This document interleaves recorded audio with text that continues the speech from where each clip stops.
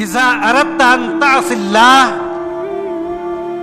اے میرے نوجوان، اگر تمہارے دل میں اللہ کی نافرمانی کا خیال آئے، گناہ کا خیال آئے، اللہ سے بغاوت کا خیال آئے، میری ایک بات سن لے، فلا تأکل رزقہ،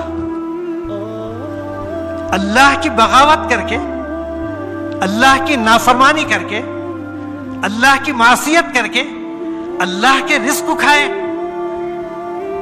جس مالک کی نافرمانی کرے اس کا رزق کیسے کھائے؟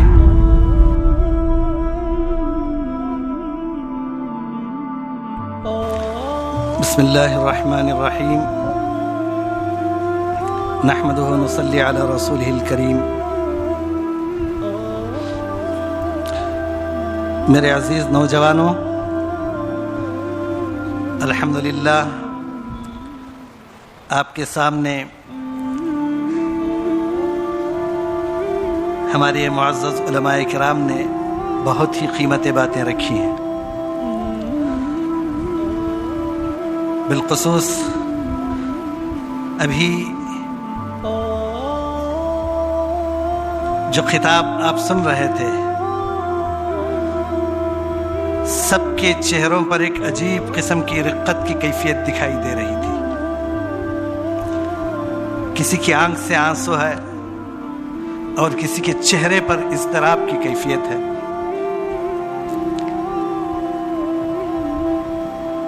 تقاریر کا مقصد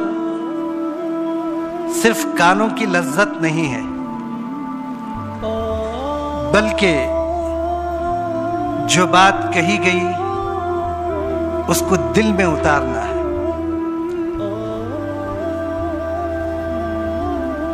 لمبی لمبی تقریریں یہ ضروری نہیں ہوتی ہیں،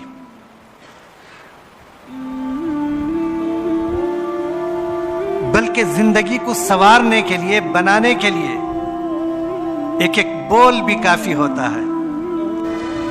ابھی ہمارے سامنے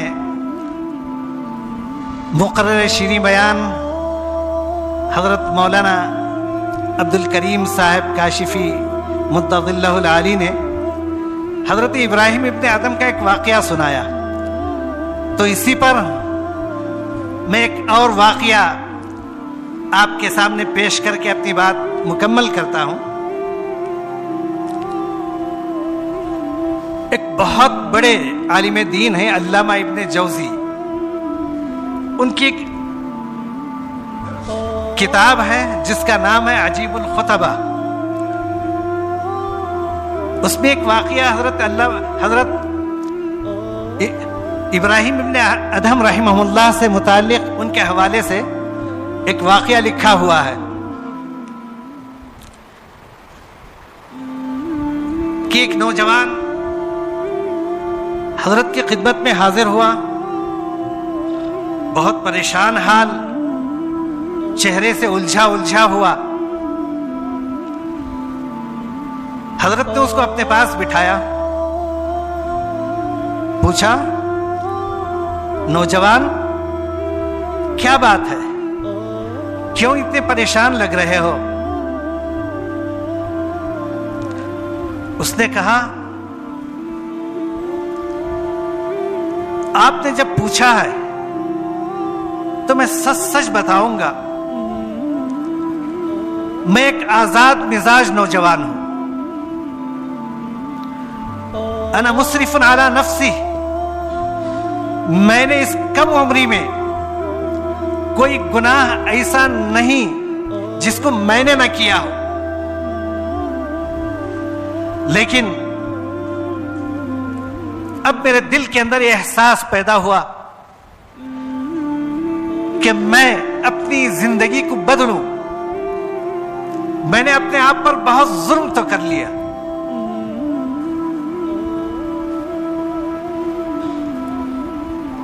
لیکن جوانی ہے، جوانی کا جوش ہے، جوانی کے خواہشات ہیں، یہ خواہشات مجھ پہ غالب آتی ہیں، میں بچنے کی کوشش کرتا ہوں، لیکن میں بچ نہیں پاتا ہوں۔ حضرت نے کہا ایسے تو ہو نہیں سکتا، کوئی بچنے کی کوشش کرے، اس کے باوجود وہ گناہ کے اندر ملوث ہو جائے۔ حضرت نے فرمایا خذ منی 6 خصال، میرے پیارے نوجوان اگر یہ بات ہے تو مجھ سے 6 باتیں سن لے۔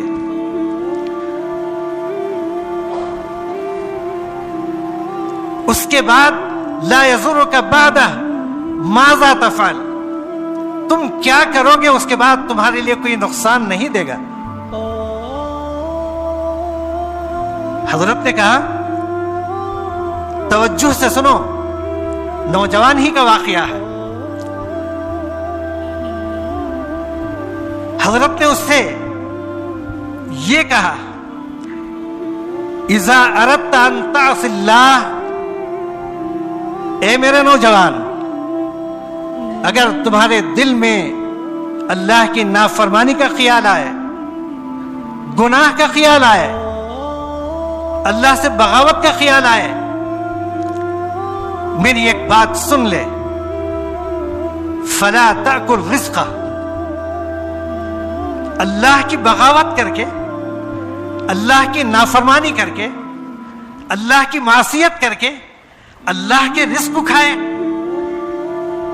جس مالک کی نافرمانی کرے اس کا رزق کیسے کھائے؟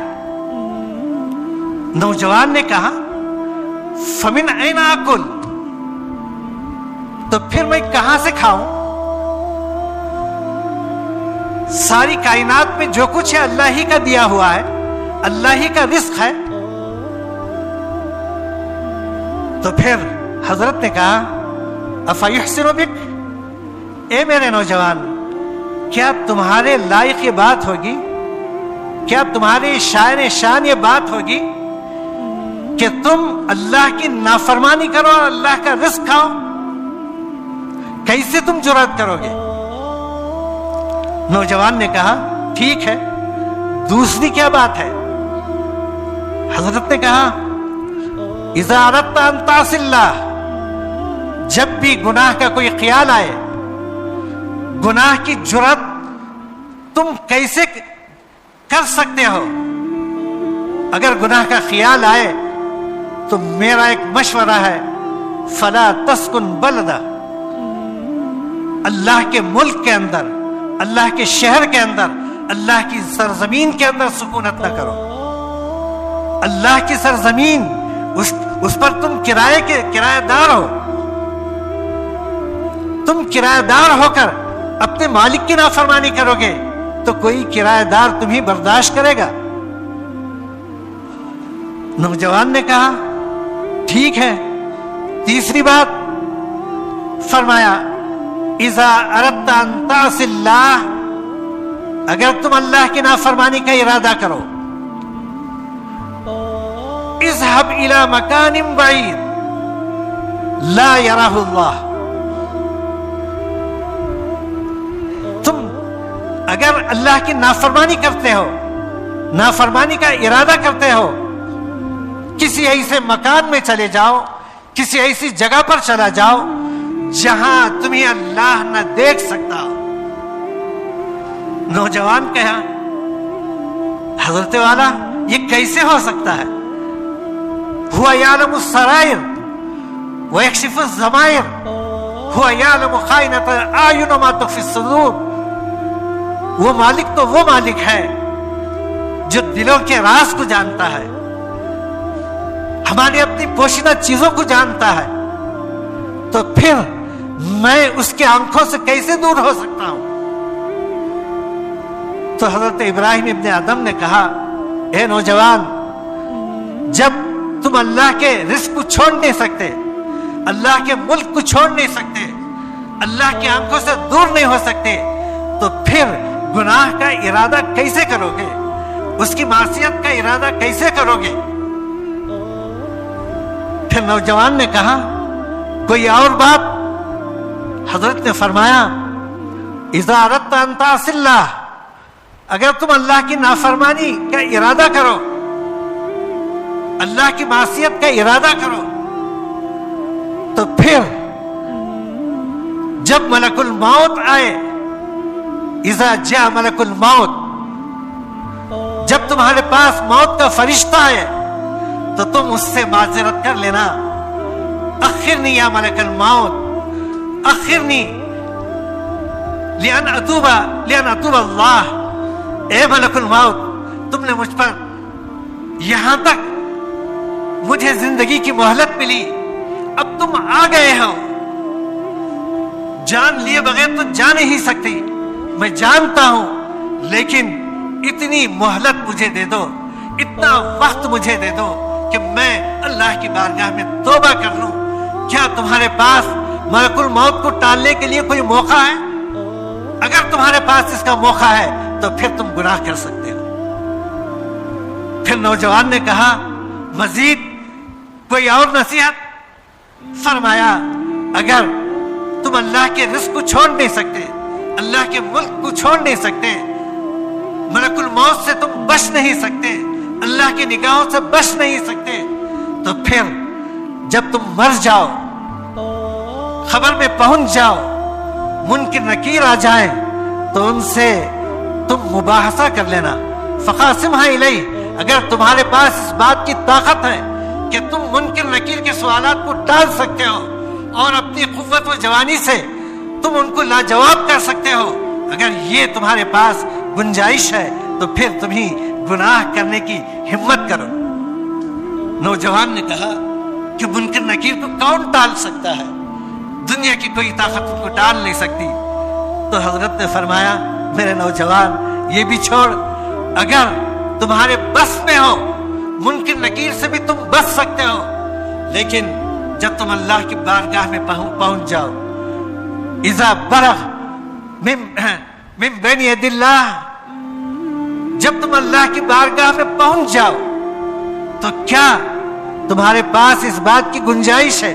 تمہاری گناہوں کی وجہ سے اللہ نے حکم دے دیا کہ اس کو جہنم کی طرف لے چلے جاؤ، میں نے ساری نعمتیں دی، رزق میرا تھا، ملک میرا تھا، ساری حاکمیت میری تھی، میں نے اس کے باوجود اس کے لیے گناہ توبے کا موقع دیا، لیکن توبے کے لیے وہ اپنے آپ کو تیار نہ کیا، اب میری بارگاہ میں اس حال میں پہنچا ہے تو کیا منہ لے کر پہنچا ہے، اس کو جہنم میں ڈال دو۔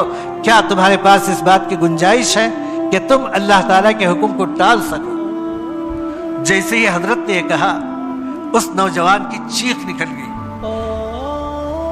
عرض کیا کہ حضرت بس کیجئے، بس کیجئے، آپ نے ایسی توجہ ڈالی، ایسی نصیحت فرمائی کہ اب آج کے بعد میں آپ کے ہاتھ پر توبہ کرتا ہوں، میں اپنی زندگی کو بدلنے کا فیصلہ کرتا ہوں کہ میں کوئی گناہ نہ کروں گا۔ تو حضرت ابراہیم ابن ادہم نے اس کو بشارت دی، جی جو نوجوان اپنے جوانی کے غرور میں، جوانی کے ناز میں گناہوں کے اندر مبتلا ہو گیا، لیکن اللہ نے اس کو توبے کی توفیق عطا فرمائی، تو آپ نے اس روایت کو اس کے سامنے پیش کیا کہ وہ وقت جب اللہ کے سوا کوئی سایہ نہ ہوگا، عرش کے سائے کے سوا کوئی سایہ نہ ہوگا، وہ شاب، جی وہ نوجوان جس کو اللہ نے توبے کی توفیق عطا فرما دی، تو وہ اللہ کے سائے کے اندر جائے گا، عرش کا سایہ اس کو ملے گا۔ تو میرے نوجوان تیری یہ توبہ تیرے لیے اللہ تعالیٰ کی رحمت کو کھینچنے والی ہے۔ تو میرے نوجوان ساتھیوں، اس واقعے کے اندر ہمارے لیے بڑا عبرت کا سامان ہے۔ ہم تو بوڑھے ہو چکے، آپ سب نوجوان ہیں، جی اللہ تعالیٰ نے آپ کے اندر ہمت دی ہے، قوت دی ہے، صلاحیت دی ہے، طاقت دی ہے۔ آپ اس بات کا عزم کر لیں میری جوانی اللہ کے نبی صلی اللہ علیہ وسلم کی سنتوں کے مطابق ہوگی، میری زندگی اللہ کو راضی کرنے والی زندگی ہوگی، تو میرے پیارو آپ کے واسطے سے ہم جیسے بوڑھوں کے لیے بھی نجات کا راستہ نکل آئے۔ دعا فرمائیں کہ اللہ تعالیٰ جو کچھ اس مجلس کے اندر سنا گیا ہے اللہ تعالیٰ اس پر عمل کرنے کی ہمیں توفیق عطا فرمائے، اور آپ کی جوانی کو اللہ تعالیٰ قدم قدم حفاظت فرمائے، گناہوں سے محفوظ فرمائے، والدین کا آپ کو آنکھوں کا تارا بنائے، اپنے بزرگوں کا اپنے بڑوں کا خدمتگار بنائے، جی بڑوں پر شفقت کرنے والے، چھوٹوں پر بڑوں کا ادب و احترام کرنے والے اور چھوٹوں پر شفقت کرنے والا ہم اللہ تعالی ہم سب کو بنائے۔ آمین، وآخر دعوانا الحمدللہ رب العالمین۔